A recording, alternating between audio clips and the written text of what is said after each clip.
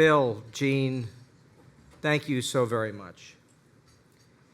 And speaking for myself, as well as my wife, Sally, and 4 of our children here tonight, thank you all for your great kindness and generosity this evening.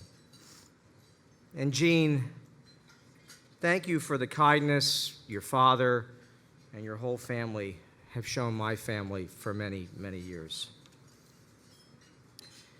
You know, it's hard to feel deserving of an award like this in a room filled with real champions of the first freedom. Enough to say that if this medal is a sign of friendship and unity of purpose and mission, the feeling is returned, and I'm most grateful. It is a privilege to be in this room with others who have received this medal. Mary Ann Glendon, Robert George, and Eric Metaxas, to name just 3 friends and heroes I see here tonight. I also think of others who aren't here: Archbishop Chaput, Carl Anderson, and the late Jack Templeton, a big presence in my life and a true friend, as his wife Pina remains today, who's here tonight. I'm especially privileged to share this award with a formidable fellow who is here tonight with his extraordinary wife, Mary. No Canterbury medalist should ever overlook that the vital work of this group all began with the vision and great heart of Seamus Hassan.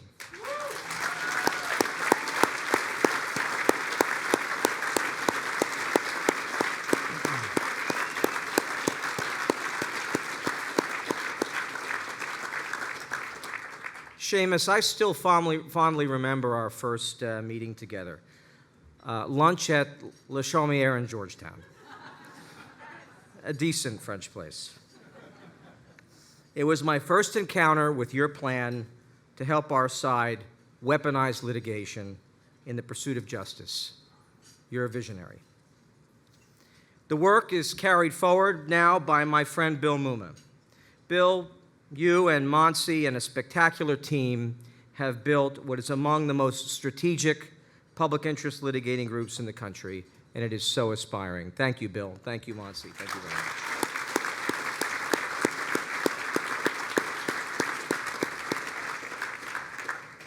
You know, as the clients and adversaries alike of Becket very quickly learn, these are lawyers who never quit. And maybe you've all noticed that they have a habit of winning, too. Of course, the greatest examples of religious freedom are those who use it in daily service to others. Rabbi Soloveitchik, thank you for leading us in prayer tonight. Many faiths and denominations are represented here, although I can't help but notice a somewhat heavy turnout by what St. Thomas Becket would call the troublesome priests.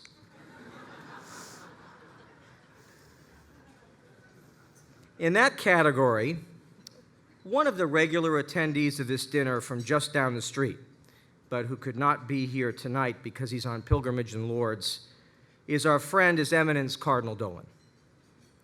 Whenever I think of the Cardinal, I can still picture our very first encounter in 2004, just before the presidential election. Then Archbishop Dolan of Milwaukee was in the throes of figuring out how to handle a bunch of former priests and nuns who were using their expired clerical titles in a published endorsement of then-candidate John Kerry. Now it's Cardinal Dolan and the Al Smith dinner serving as the perfect buffer between the 2 presidential candidates. The Al Smith dinner, a lighthearted evening, I suppose, and of course everyone thought they knew how the election was going to go. The Democratic nominee looked so confident, so relaxed, so content. With just days remaining, what could possibly go wrong? Well, not everyone had access to Rebecca Mercer's crystal ball. And many are still trying to sort out all the lessons of 2016. But maybe one lesson is this: sometimes in a good cause, your breaks take you by surprise as much as your setbacks. In the protection of religious freedom, we're used to making the best of adverse circumstances, lighting candles in the darkness. It sure felt that way a year ago after Jean's family and America lost Justice Scalia, a peerless defender of freedom of religion and so much else as our framers understood it.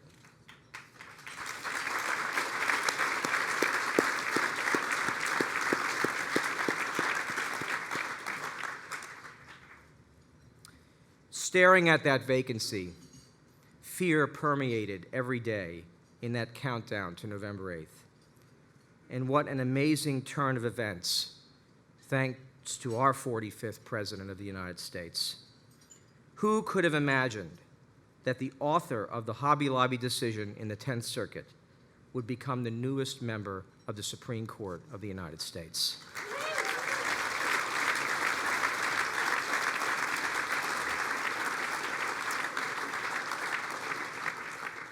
Politics, I think, is like the rest of life. We don't always control events as much as we like to think.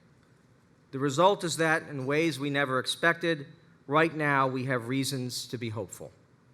And as an officer of the Federalist Society and as a director of the Becket Fund, my goal remains the same and is simple to state. It is to protect the instrument that protects us all, to preserve and extend the influence of one of the greatest works of man, the Constitution of the United States.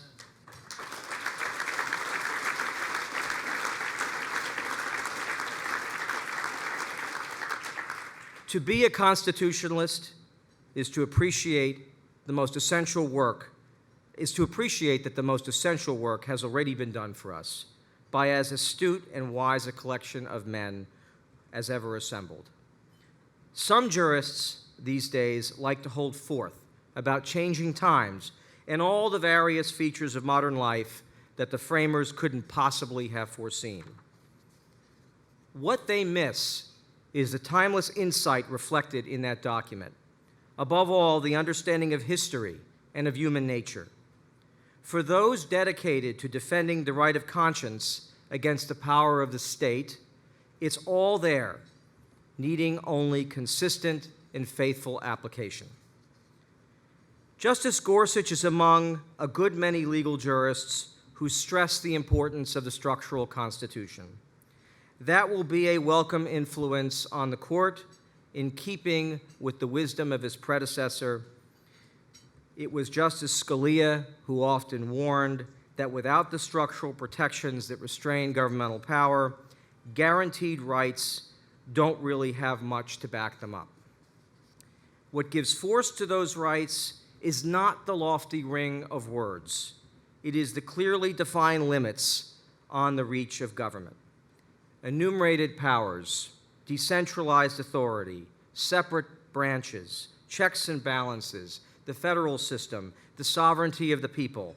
These are the elements of structure, and ultimately, they are what make our Bill of Rights more than a wish list.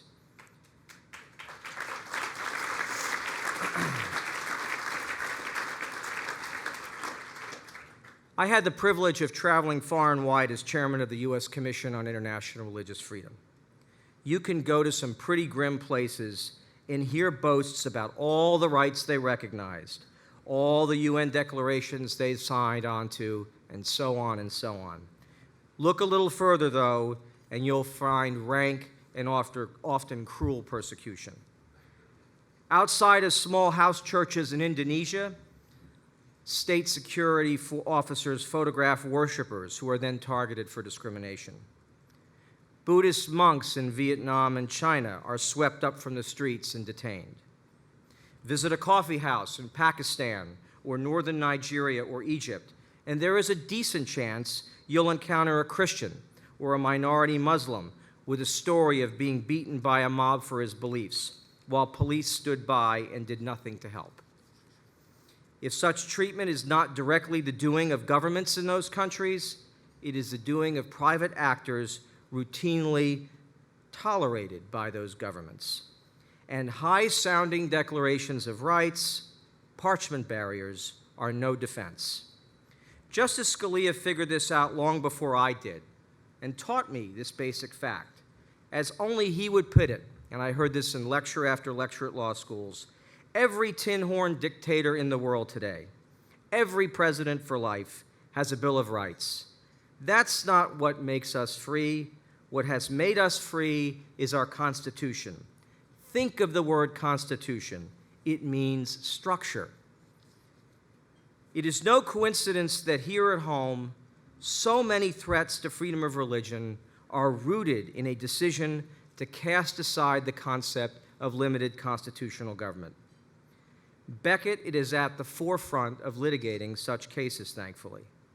The contraception mandate that beset the Little Sisters of the Poor is ultimately the progeny of a statute that has no warrant under the limited enumerated powers of Congress under Article 1 of the Constitution.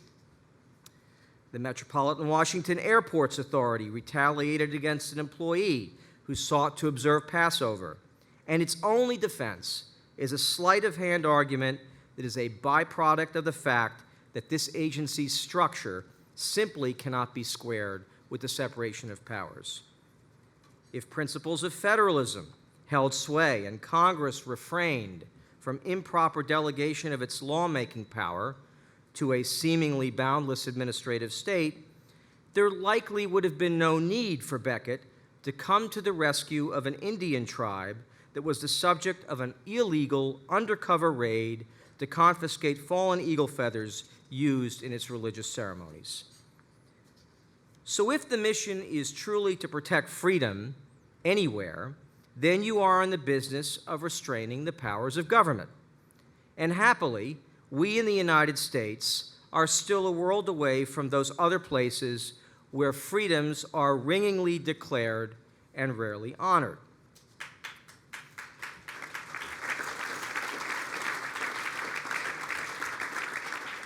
Now, among the many reasons for that is a fierce independence that refuses to be ordered about, pushed around, or told when your faith is welcome and when it's not. This is the most American of qualities, and in courtrooms across our country, it can be heard in the principled, forceful, unrelenting arguments of the Becket Fund. Before this organization came along, the legal momentum was basically all on the other side. Those days of losing by default are gone. Becket has seen to that. We'll never lose by default again. But that doesn't mean that we can't still lose, or that defending religious freedom will ever get easy. One reason is this: while intolerance toward religion is not as heavy-handed here as in other countries, it's something often worse. It's fashionable. Just think of the Little Sisters of the Poor, represented here tonight by Mother Lorraine Marie McGuire and 9 others of the order. Recall the superior attitudes directed at the Little Sisters during that controversy. For most of us, when we consider some of the most selfless people on earth, giving everything and asking nothing, the feeling we get is not one of superiority in any conceivable sense of the word. Yet that's how these nuns were treated, these loving sisters so filled with grace in the legal case that concerned their right of conscience. In all the comfortable corners of elite culture, who defended the Little Sisters?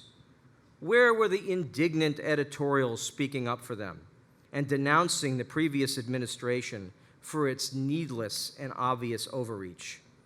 We get earnest lectures all the time about respect and protection for minority views in our diverse country. The silence in this case conveyed a familiar message. You just have to hold the right minority views. Otherwise, well, you're on your own. In all of this, we can see 2 trends at work that here again I've noticed in other countries as well. The first is how freedom of religion, which implies hard legal protections, is giving way to the looser, airier concept of freedom of worship. The right to worship sounds very broad and generous, but it's narrow in consequence when you pause to think about it. The emphasis is all on belief and formal observance, leaving the rest a wide-open question. Freedom of religion has a much more tangible meaning from a legal standpoint. It protects the right of conscience, not just in houses of worship, but in workplaces, schools, hospitals, government offices, and anywhere else we go in this world. The short of it is that we should not be deceived by effusive talk about the right of worship, because it has an agenda not at all friendly to the real right of conscience guaranteed by the First Amendment. And there's a second trend that follows from this. As government policy becomes more grudging toward religious freedom, that attitude spreads in the broader culture. A hostile stance in Washington creates groups with kindred ideological designs. We see this in the coercive tactics and nasty rhetoric directed against companies known for their religious and moral standards. The thinking of these activists seems to be, if the government's going after those companies, then why shouldn't we? It just takes a little imagination to see where all this leads if you let it go unanswered. Freedom of conscience, after all, is not exactly one give or take item on anyone's list of human needs or aspirations. What is closer to the heart or more essential to our identity? Give an inch in defense of conscience, and you can measure your other losses in yards. A government that suffocates something so elemental as freedom of religion is not likely to be respectful of any other right. Yet, the good news in all of this is just as clear to see. Becket is not merely on alert, it is on the offensive. Our side is no longer just minimizing losses in freedom, but with you at the Becket Fund, we are counting victories for our system of limited constitutional government. That is a credit to the generosity, the tactical ingenuity, the superb lawyering, and the persevering spirit that have all made this enterprise the force for good that it is today.